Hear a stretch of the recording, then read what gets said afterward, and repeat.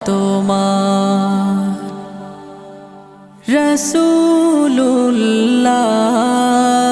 রাসূলুল্লাহ কি উপায় হবে আমার রাসূলুল্লাহ কি উপায় হবে আমার ওই মদিনার পথের ধুলি মাখতাম আমি পেলে সুরমা বলি ওই মদিনার পথের ধুলি মাখতাম আমি পেলে সুরমা বলি ফিরে পেতো এ নয়নে নূর